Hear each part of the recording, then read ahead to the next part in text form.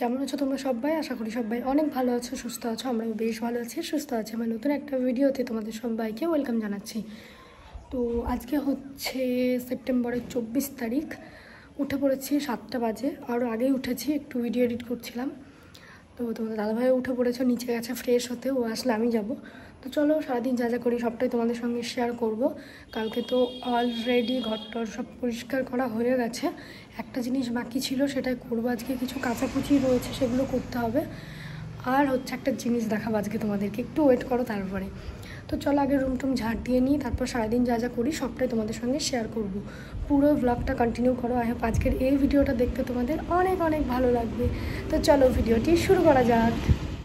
তোমাদের দাদাভাই বাড়ি এসছে কালকে, আর এটা তার পরের দিনের ভিডিও। তো দেখতে পাচ্ছ সকাল সকাল ঘুম থেকে উঠে পড়েছি, আর তোমাদের দাদাভাইও চলে গেছে। তো আমি এবার কি করছি বলো তো, ঝটপট করে আগে বিছানাটাকে গুছিয়ে নিচ্ছি। আজকেও এত সকাল সকাল ঘুম থেকে উঠে পড়েছে, এটা দেখে কিন্তু আমি সত্যি অবাক হলাম, কারণ ও বাড়ি এসে এত তাড়াতাড়ি কিন্তু চট করে ঘুম থেকে উঠতে চায় না। তারপর দেখলাম ও সকাল সকাল ঘুম থেকে উঠে পড়েছে, ইনফ্যাক্ট আমার থেকেও আগে উঠেছে।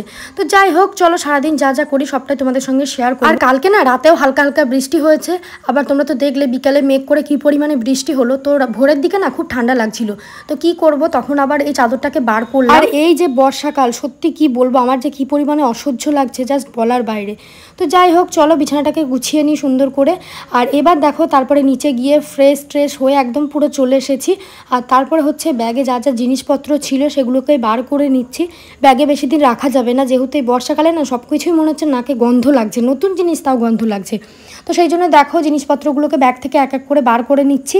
আর এই যে শাড়িটাকেও নিয়ে এসেছি নিয়ে যাব বলে, তো এগুলোকে এবার সুন্দর করে গুছিয়ে রাখি। আর তোমরা তো জানোই আমরা কিছুদিন পরেই যাচ্ছি, তো সেই সমস্ত ভিডিও তোমরা পরপর অবশ্যই পাবে। আর ব্যাগে এক্সট্রা যা যা ছিল সেগুলো তো কালকেই আমি বার করে নিয়েছিলাম, শুধু জামা কাপড়গুলোই ছিল। তো এগুলোকে এবার বার করে নিচ্ছি। বাড়িতে এখনও দুটো ব্যাগ রয়েছে, বিশেষ করে আমার জ্যাকেটটা, ওগুলো সব রেখে এসেছি।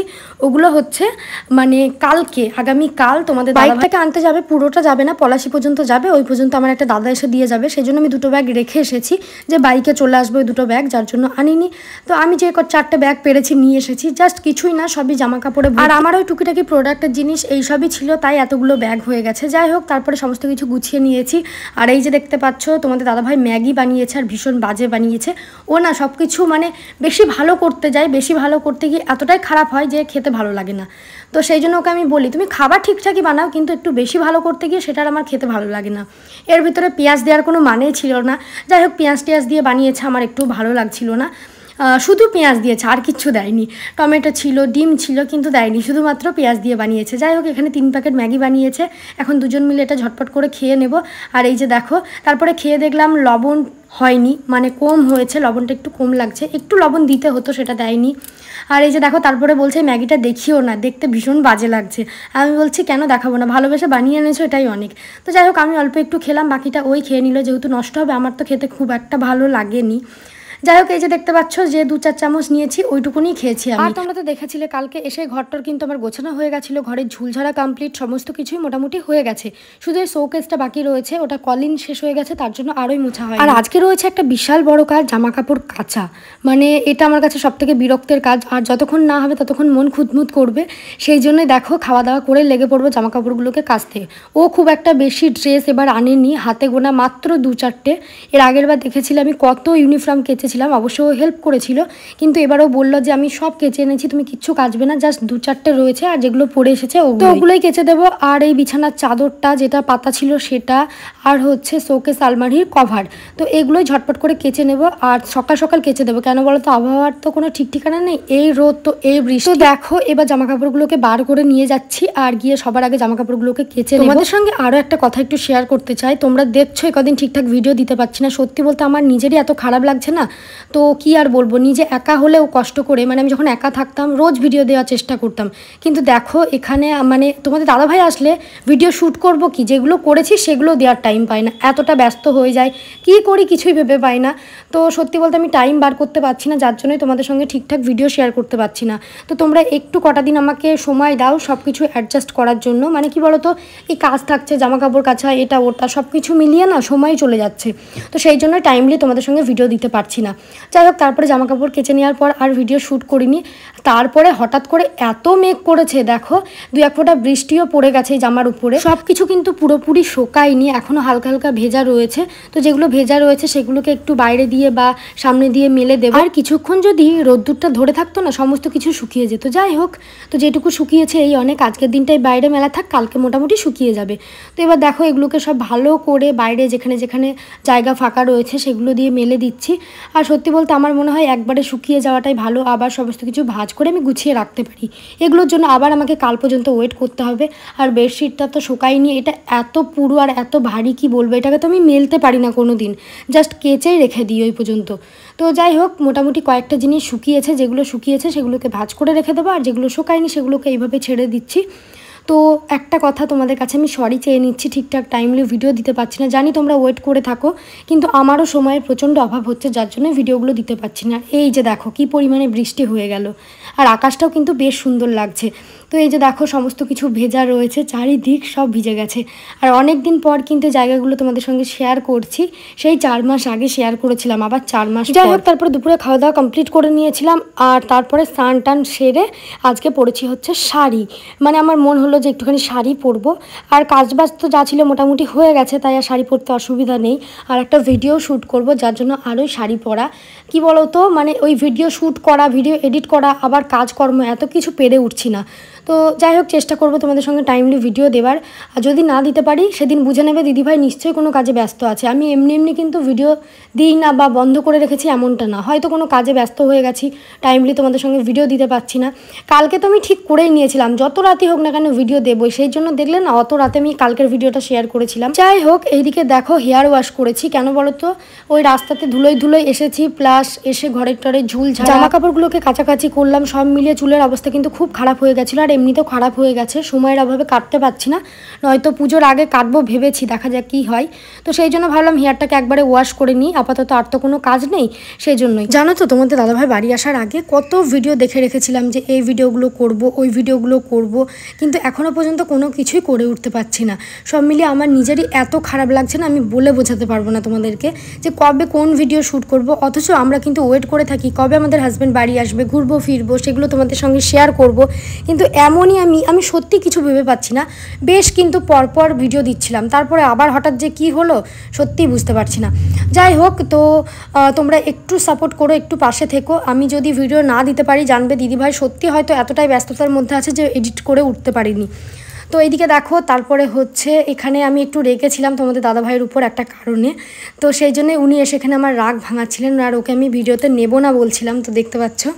তো এই যে দেখো সন্ধ্যাবেলা এখন বসে বসে ভিডিও এডিট করছিলাম, তোমাদের দাদাভাই নেই, ও গেছে হচ্ছে বন্ধুদের সঙ্গে দেখা করতে, অনেকক্ষণ গেছে, আবার চলে আসার সময়ও হয়ে গেল।